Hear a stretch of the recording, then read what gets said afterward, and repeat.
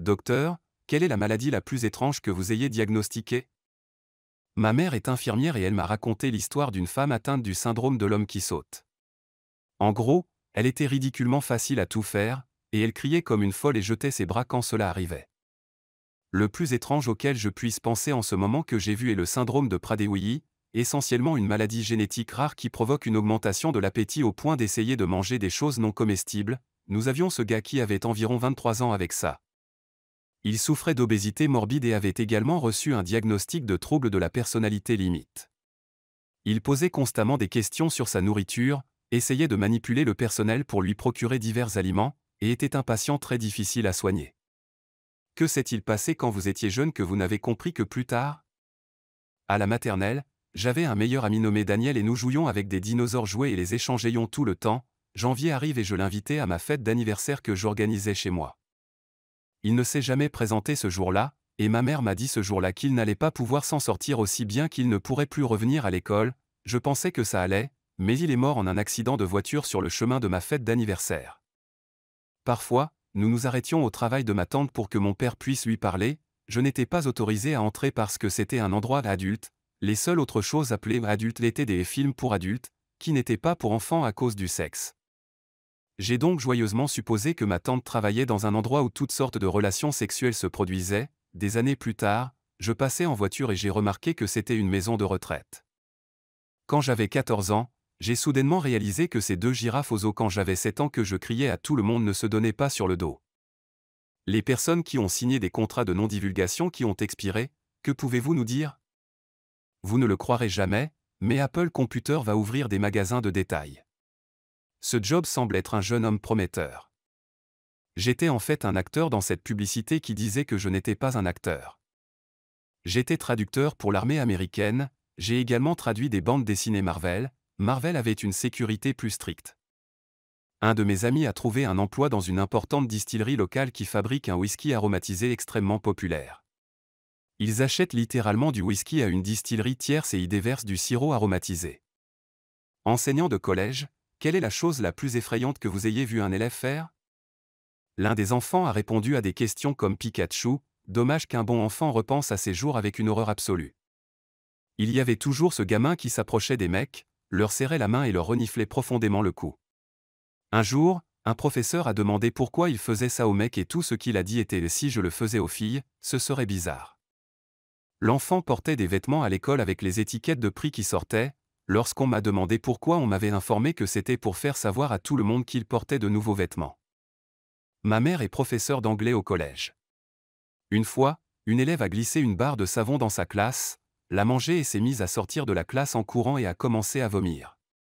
Apparemment, il l'a fait pour impressionner ses amis.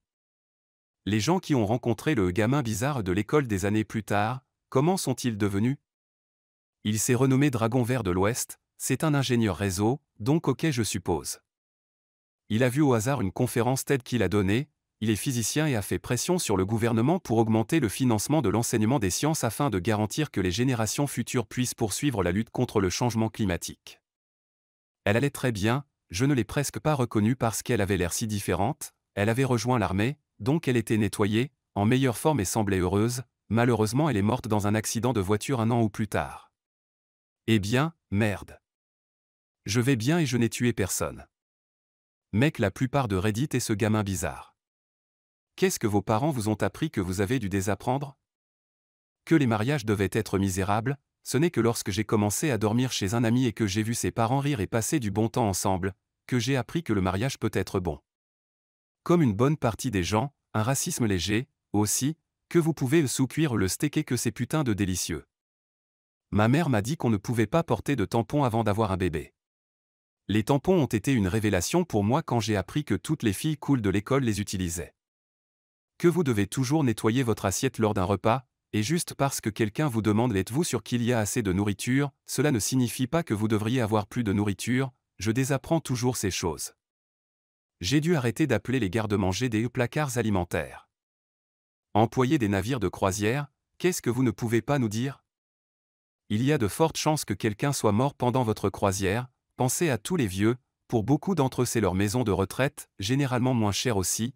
Ils font littéralement des croisières jusqu'à leur mort et nous les retrouvons finalement dans leur cabine. J'ai travaillé comme acteur d'improvisation sur une croisière une fois pendant 6 mois. Ce que nous ne vous disons pas, c'est que la moitié du spectacle est scénarisé, nous lions simplement vos suggestions. J'ai travaillé comme acteur d'improvisation sur une croisière une fois pendant 6 mois. Ce que nous ne vous disons pas, c'est que la moitié du spectacle est scénarisé, nous lions simplement vos suggestions. Alors quand on lit la description du menu, et qu'on dit que tous nos desserts sont préparés par des chefs gastronomiques, on ne ment pas, ils ont juste été réchauffés et préparés par un lycéen qui gagnait 3 $ de l'heure. Quelle est la manière la plus rapide d'avoir vu quelqu'un gâcher sa vie?